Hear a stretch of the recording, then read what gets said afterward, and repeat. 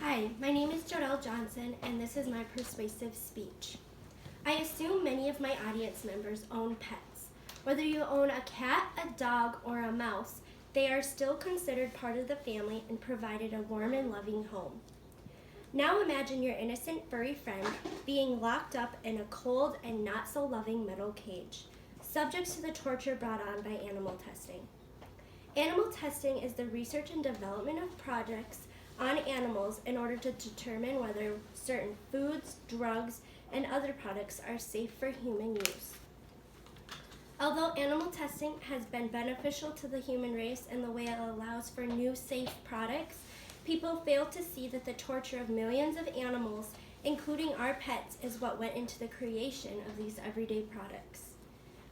Today I am going to be telling you the negative aspects of animal testing and what we as a society can do to stop them. The first and most prominent disadvantage to animal testing is obviously how cruel and inhumane it is.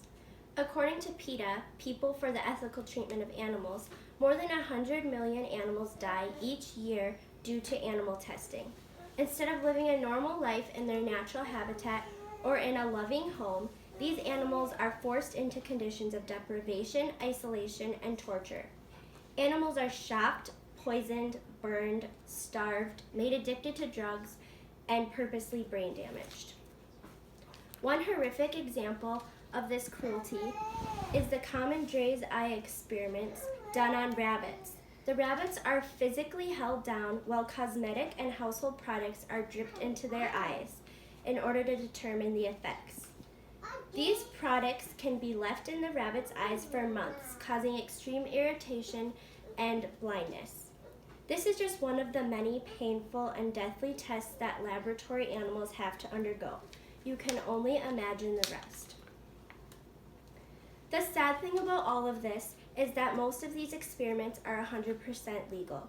If these actions were taken in an ordinary household and you chose to inflict this pain on your household pet, you would be subject to prosecution under anti-cruelty laws.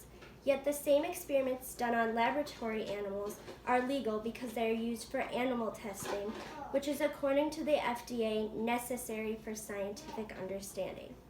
The only protection these animals have is the Animal Welfare Act, a federal law that addresses the standard of care that animals receive in research facilities. But it practically does the opposite of protecting them.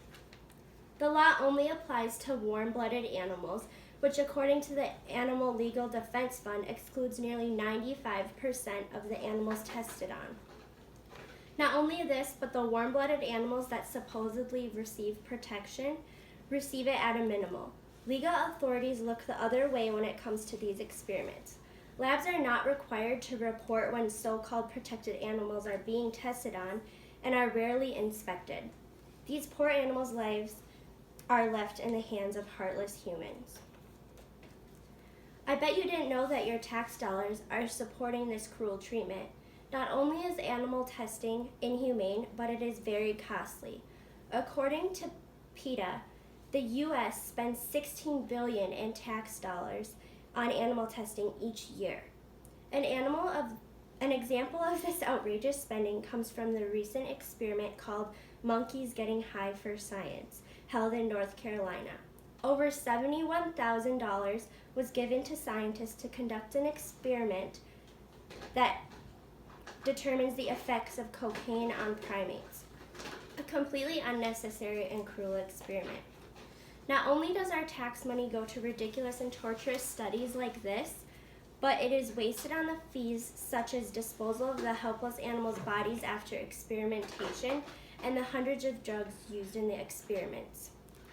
People will argue that this spending is necessary because it goes to a good cause, but many are unaware that there is an alternative that is equally and if not more costly and effective than animal testing that our money could be going towards instead. This alternative is called in vitro testing.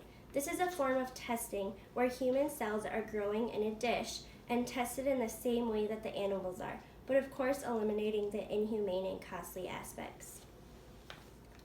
Animals have endured this pain for us, and it's time we do something for them. So what can we do? Each of us can help and end the inhumane act of animal testing with just a few small acts.